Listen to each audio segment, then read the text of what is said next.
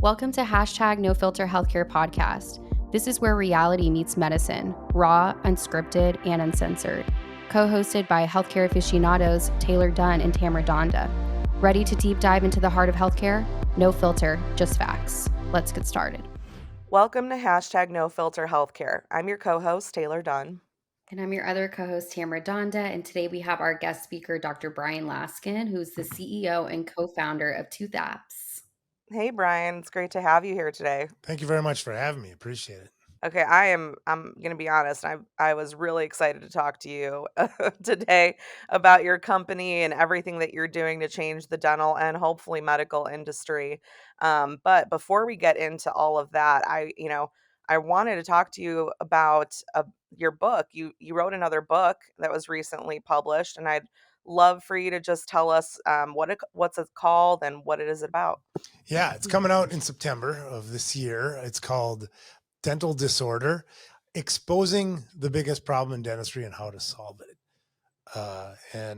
Really what's happened is that over the last 20, unfortunately 20 plus years of my career as a dentist, then turned serial tech entrepreneur within dentistry, I kept hitting a couple different walls that has really exposed to me some things that are going on in our industry that most people don't really think about or know about. And it's really the problem of our patients' data being locked in what I call data prisons, being the different software platforms that we have in our offices.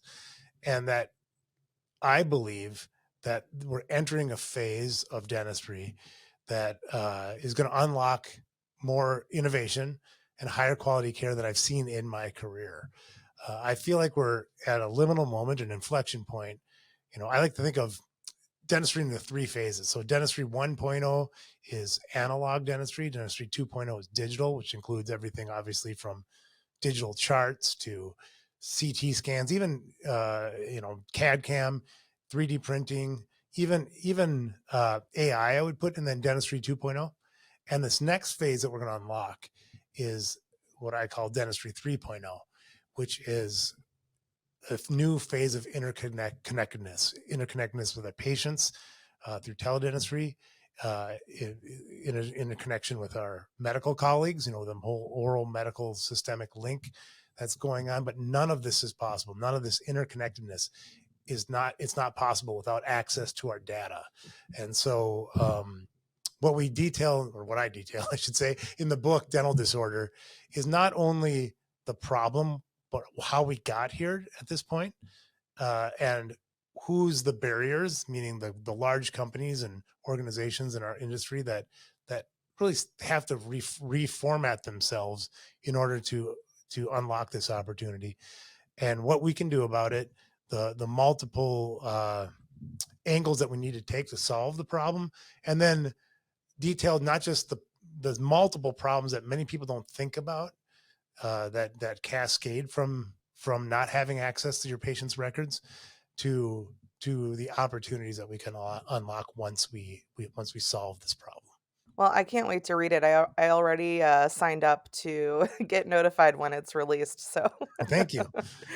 but great title, and it's gonna be a great read, especially because it's something that I have been passionate about for a long time. So, but thank you for the information on that. If anyone wants to check out your book, what is the website that they can sign up for the It's release? pretty simple. It's dentaldisorder.com, and appreciate that. And it's very much, I should mention, it's, when we were talking before about the podcast, your hashtag no filter healthcare is definitely in alignment with my, my personality, my strategy, because the book is very much no filters. I definitely am uncovering things that will ruffle some feathers in the book. I am not a wallflower. I feel that there's been some philosophical wrongs that have knowingly propagated in the industry, sometimes knowingly, sometimes ignorantly. And I don't know which is worse. Knowingly is probably worse, but so I expose that in the book, and then than how to solve it. And so, yeah, I think very much in alignment with your podcast, my writing style. If anybody read my first book, The Patient First Manifesto, or listens to anything that I do, knows that I'm very much a no filter kind of guy too. It's perfect. That's why we were like, oh, this is going to be such a great topic to talk about. But okay, so let's backtrack a little bit and have you give everybody your background and how you came up with your company, which you co-founded, which is ToothApps. What inspired this idea? Yeah, it's a long story because we're solving, I think, a big problem, and it really, but I'll shorten it, right? So first of all, I'm a dentist, and I grew my practices over the course of 20 years, sold them 4 years ago to one of the largest DSOs, where I served as chief innovation officer for 3 years. So that's kind of my clinical career story. But about 10 years ago, I started developing a program that ended up being Opera DDS, which is a successful program. I sold it 2 years ago to Vine Dental, and it's still, now it's in, I think, over 80,000 dental practices. So it was a very successful run. Along the way, I've developed several other technologies, a virtual reality, a therapeutic virtual reality platform that we call Digital Nitrous, and been part of a bunch of different companies in technology. And so, like I mentioned before, what that really has done for me is expose the problems that are associated with trying to get access to the patient's information that's locked within practice management solutions right now, primarily. And also, let's face it, the electronic dental record is not housed in a practice management software. It's housed in several different platforms, imaging platforms, CT scans, CAD/CAM scans, and there's been recent regulation, the Cures Act, which we can talk a little bit more about if you're interested. It's developed by the same people that developed HIPAA. HIPAA is all about privacy and security, which is a very important topic that's not nearly focused on enough in itself. Mainly because HIPAA, let's face it, is a pain in the ass. Privacy and security makes everything more difficult. That's the bad news, right? And we've all experienced that. And frankly, the industry as a whole just is not nearly as compliant as we should be. The same people developed the Cures Act, the 21st Century Cures Act. The Cures Act is almost the opposite, but but they work together as HIPAA. HIPAA is about privacy and security. The Cures Act is about data accessibility, meaning that those healthcare stakeholders that need to have information about the patient need to have access to that. And HIPAA and security is important, but equally important is having access to that data. And we in the industry of dentistry are even worse off when it comes to accessibility of data. What do I mean by that? If a patient comes to your office as a new patient and you request their records, what do you get? I mean, let's face it, it's laughably, horribly, moronically bad right now. And so the book is, and so ToothApps is at its core. Yeah, exactly. If you get that, you're right. So that's the problem we're solving at ToothApps at our core, right? So we're what we call connected dentistry, which is the dental health information exchange. So I've written standards both within a standard development that I help organization that I helped create called Dental Standards Institute, and also the interoperability standard for the American Dental Association. I've been honored to work very closely now with the American Dental Association to develop this interoperability standard called ODIN, the Oral Data Interoperability Network. And ToothApps is the engine that kind of fuels all of this stuff, like, passing the data so that patients, dentists who legally are owners and stewards of this data have access to that and develop it. And then to execute on that, we also allow any platform that's compliant with HIPAA and the other regulations to plug into ToothApps. So we have a marketplace of all the best applications that are HIPAA compliant and Cures compliant and give you access to all of your patients' data so that you can perform the best care, increase your production, reduce your costs. And also importantly, the next phase we're building out right now is giving patients access to their data, like the MyChart for dentistry, which is actually more comprehensive than something like MyChart, which is limited by some problems on the medical side. And like you alluded to, we're trying to do our work here within dentistry so that we can then help out our medical colleagues, both connect with them so we can bring in Epic and Cerner information. You can find out if your patient was just diagnosed with diabetes. You'll know within ToothApps.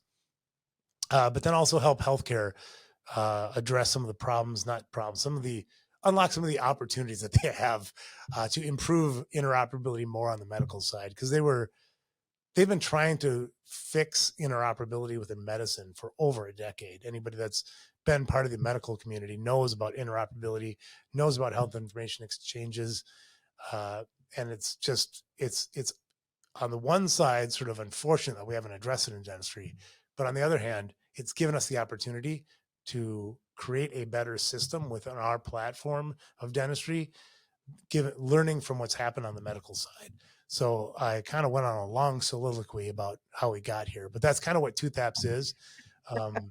And the reason why I'm co-founder is I have my co-founder that I started ToothApps with, Alec Matis, I've worked with for about 6 years in other capacities, but he is just a technical genius. So to create a platform that not only solves the problem of interoperability within our industry, but is a model for others and connects to all the other applications in dentistry and gives patients access to their data, you obviously need some technical prowess that I think is relatively rare in our industry. And my co-founder is a genius when it comes to technology, and he was on the original. For those of you who are nerds like myself, he was on the original team that developed the agile method of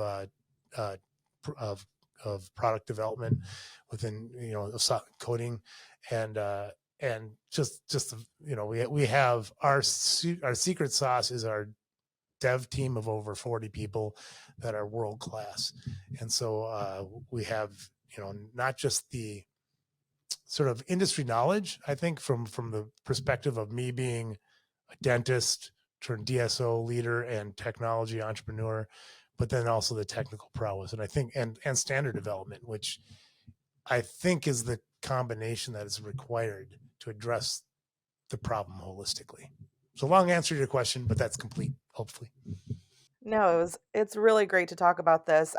So it's funny. I just experienced this actually as a patient. So I got an X-ray for my back, and I had to get a CD. They had to give me a CD so that I could bring it to my dental, or not my dental, to my spine doctor. And what ended up happening is that they were like, "Oh, we've got the report. We're gonna also fax it to your doctor." My doctor never got it. I was waiting days, you know? I'm sitting there waiting like, when am I gonna understand what this means? I've got this report in front of me. I have no idea what it's saying. And so I sent her an email and attached the report and said, you should have seen this already. She goes, "Thank you for sending it. I never got it." And, that is time wasted for me, a person that's, in pain, needs help to get going on, my plan of care. And I just experienced that. So this is a huge problem in our healthcare system. And you'd think with all the advancements we're making in technology, we would have figured it out by now. But I absolutely love the concept you guys are building and are being successful with in dental so that it can translate to medical. I remember I was in grad school and we were talking about how to solve this problem. It was honestly one of those brainstorming exercises to kind of think about, what's wrong with our healthcare system and how we're going to help change it. And this was something that we were talking about other countries. They think they've got it figured out too. And I don't know if this is still the same because I was in grad school years ago. But one of the things they were even saying is patients will have a bracelet that can be scanned and it'll have all of your information, but then you have the problem of privacy. What if that bracelet gets in the wrong hands? So I love this concept. I think it's going to be amazing.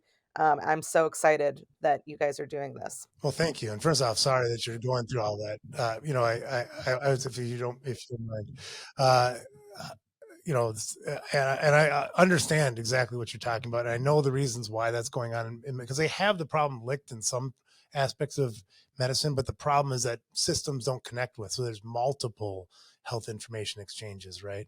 The good news in dentistry is that there's none. And so we can create what we have done is created the dental health information exchange. Also, my partner Alec created the system. If you've ever like applied for a loan or done something at a bank where you can get asked like which of these cars have you owned or which address have you lived at, right? So we're building that out within ToothApps so that you don't need to have a digital bracelet, right? We can authenticate you based on your demographic information and your dental history. It's not at all unprecedented for B2B people to be identified by strangers in forensics by their dental records. And so what we're doing is we're creating a system within ToothApps so patients can self-identify and then they will be stewards of their data, right? So that you will be empowered as a patient using what we call the Odin ID and ToothApps to go into any physician and say, oh, you don't have the records? Here, let me give them to you, right? Right. No, it's brilliant. It's also funny that we're talking about this from this aspect of, patient health information, but what our sponsor Uptime Health is also doing is we're doing I can't say the word, interoperability. There we go. I've got it. So for what we're doing is we're extracting data from manufacturers from the equipment side and bringing it into our platform so that it's one universal hub of information that device users can see everything that they own and understand the equipment without having to log into 7 different systems from their manufacturers. So we're vendor agnostic so that we're trying to solve that problem even on the equipment level where it doesn't carry any patient information, but just trying to connect data for more efficiency. It's good timing that we're talking about this. Oh yeah. I mean, and it's not, there's no mystery as to why, right? I mean, we are entering a new phase of dentistry that's about interconnectedness. At ToothApps, we're doing clinical data, both, for everybody, all the stakeholders with clinical data. And at Uptime Health, you're doing your equipment and the information there. And every aspect of dentistry, I believe, is going to be touched by this. And that's why, I mean, it's not hyperbole to think that, from when I say that, I do believe that this is the biggest problem in dentistry. And if we solve it, it's going to unlock things like what you guys do at Uptime Health, where your office is going to run smoother, and that allows you to provide better care and be more productive. Every aspect of what we do, I believe, is going to be positively transformed due to the interconnectedness. Completely agree. Okay, so we've been no filter this whole time. This has been really great. But when we talk about the patient side, I mean, I don't know that patients understand the true dilemma that this causes, and so I'm just curious what your thoughts are on helping encourage the message that patient information needs to become accessible to all of our healthcare providers. How are you going to take it to the next level of healthcare? Well, number one, I wrote a book about it, right? So read the dental disorder, because dental disorder describes in detail just the moronic issues that we Okay. tolerate on a day-to-day basis all day long in a dental practice that we don't even think about, right? Due to this problem. Number two, you highlighted with your story about it's not like that's isolated to your story and your back issues, right? That's happening in every dental practice with patients, and not every patient every day, but in every dental practice every day. When you have a new patient come in that you don't have access to, when you refer a patient across the hall and you don't give them the records across the hall, I mean, it's just idiotic. And I say idiotic because not because we as dentists haven't done it, but that the software vendors haven't done it. That nobody else has really attacked this until now. And it's because of, I mean, bluntly, no filtery. Is that a word? I just made it up. No filtery. It's because of a scarcity mindset. People thinking like if that they open up their systems, that they'll lose people to a more innovative platform. That's what this comes down to. And let's think about that, right? This is not their data. This is not their data. that data is housed in their database, but it's the patient's data, legally, morally, ethically. And you as a dentist have a legal, moral, and ethical uh, right to that access to that data so you can provide the best care.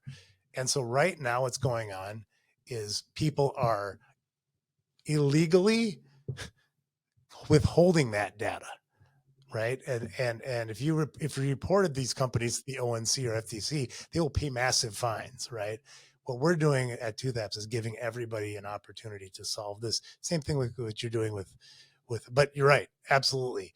I'm passionate about it, right? And I think every dentist should be if they care about providing quality care. Well, look at that. I just made you promote your book again. Oh, See, I'm good at what I do, yeah. Bryan. Well, maybe I wrapped it. I'm just kidding. Yeah, no. Thank you. I appreciate that. No, I am. I'm really excited to read it. Yeah, and speaking of your book, obviously it's a huge marketing tool in my eyes. I'm like, woo, let's promote this. But also I think there's a lack of knowledge and understanding of this whole process because I think people are on both sides trying to hold everything close to themselves as far as their data versus realizing the benefits of actually, passing that data along because ultimately leads to better patient care, better outcomes, right, for the provider. So I guess tell me a little bit about your marketing strategy and how you plan to kind of get this knowledge at the forefront besides the book. Is there anything that you're doing right now that's kind of leading the charge in that direction? Oh yeah, definitely. Great question. I believe strongly that to solve this problem, it requires a three-pronged approach. Standardization to align the profession. I told you about one of the standards. We've worked on several standards, and with a capital S, like not small s. We're actually getting accredited bodies like the American Dental Association Standard Committee, the ANSI, to create these so that we have aligned ways of doing things in the profession, because that's important. If we have 12 ways of doing it, we have the same methods going on in medicine. Number two is innovation. We have to create a platform that can execute on that. That's what ToothApps is. Number three is what you're talking about right now, is education. You can't have transformative change without people being educated. And so, appreciate you having me on this podcast, right? I wrote the book. I have my own podcast, the Patient First Podcast. I write tons of articles. I do lots of lectures. I'm sure I'll be speaking from all sorts of places from the, and the ADA now will be involved because the Odin standard, there's going to be, it's just, if you think of HIPAA when it first came out, nobody even knew about it. Right. But I do feel like this is the type of topic that's going to have to be disseminated, because it's shocking to me that it's the 2016 Cures Act. And after talking with hundreds of people about this, I probably know two people that actually knew what that was in dentistry, right? So if you're hearing about this for the first time, listening to No Filter, number one, thanks for bringing this to the forefront on this podcast. And number two, it won't be the last time you hear about it, right? Yeah. And I hope that you keep trucking on and giving that education because I think it's so important just on all angles to kind of understand that this is meant for both sides. It's a win-win, right? And so that's super inspiring. Can you share any significant lessons or takeaways, of you just starting this business as a whole? Well, thanks. Yeah. Well, what I would say is that in my experience, um, doing the things that other people aren't willing to do, and thinking early on, I would think like, why should I be doing this, right? Like, if there's a problem, like, should I get involved because somebody else will probably deal with this problem? And what I found out is that those are the best problems to go after, because the more and more I try to do bigger, more transformative things, I realize that the pool of people that are actually out there looking to actually make transformative change is a very, very small pool. And so just get involved, and keeping a learning mindset of trying to learn everything that you can about something. And it truly is just a small group of passionate people that do make transformative change. So if you're looking to do it, just getting started is the best way to go. It's great advice, and I agree. It's, It's the things we probably need most that are the hardest to achieve, right? I think bigger is actually easier than smaller. I've built, you know, not small applications, but things that weren't as like a monumental task. But as you get fewer people look to solve bigger problems. So the bigger problems you're looking to solve is actually, there's there's not as many people up at the level trying to solve the biggest problem. So, if I could talk to myself 20 years ago in my career, I would tell myself to think bigger earlier. Great advice. I would do that too. Trying to. We're still trying to think bigger all the time. But well, Bryan, it was really great to have you on today's podcast episode. And this is such an important topic to talk about. I hope people take, everything they can from this episode and explore your book and, ToothApps. If you want to learn more about Bryan and ToothApps, you can visit ToothApps.com. And don't forget to subscribe to our podcast or comment below if you have questions for us. Thanks again, Bryan. Thank you so much. And thanks for everything you do to educate the dental community. Appreciate it.